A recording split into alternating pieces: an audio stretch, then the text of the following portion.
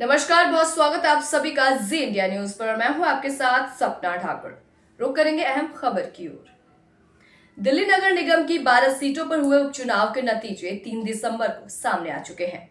इस चुनाव में बीजेपी को 2 सीटों का नुकसान तो वहीं कांग्रेस को 1 सीट का फायदा हुआ है। हालांकि इन सबसे ज्यादा चर्चा चांदी महल सीट की हो रही है।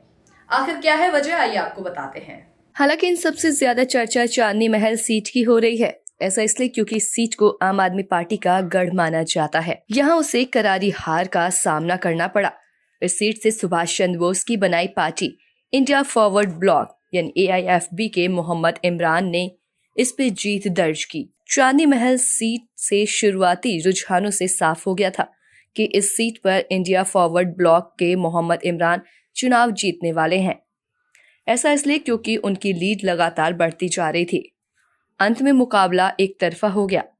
अंतिम परिणाम में 4,692 वोटों का अंतर दर्ज हुआ, जो कि किसी निर्दलीय उम्मीदवार के लिए बेहद बड़ी जीत मानी जा रही है। चांदनी महल सीट पर 12 सीटों के मुकाबले सबसे ज्यादा मतदान हुआ था।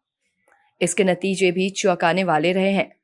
बीजेपी ने 7 वार्ड और आप के 3 वार्ड जीते हैं। इसके अलावा कांग्रेस ने भी 1 सीट पर कब्जा जमा लिया है। मोहम्मद इमरान कौन है, अब हम ये जानेंगे। मोहम्मद इमरान ऑल इंडिया फॉरवर्ड ब्लॉक के उम्मीदवार थे। इस पार्टी को भारत के महान स्वतंत्रता सेनानी नेताजी सुभाष चंद्र बोस ने 1939 में शुरू किया था। मोहम्मद इमरान दिल्ली के रहने वाले ऑल इंडिया फॉरवर्ड ब्लॉक के नेता हैं। 44 साल के नेता के 4 बच्चे हैं, 2 बेटे और 2 बेटियां, और उनके खिलाफ 2 केस चल रहे हैं।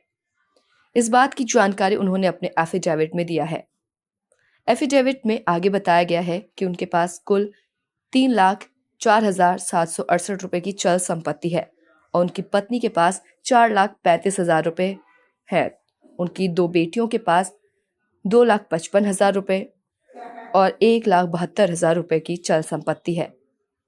एफिडेविट में बताया गया है कि परिवार के पास एक रेजिडेंशियल प्रॉपर्टी है जिसकी मार्केट वैल्यू 34,10,000 रुपए है। ऑल इंडिया फॉरवर्ड ब्लॉक एक वामपंथी राजनीतिक दल है जिसकी स्थापना नेताजी सुभाष चंद्र बोस ने 1939 में की थी।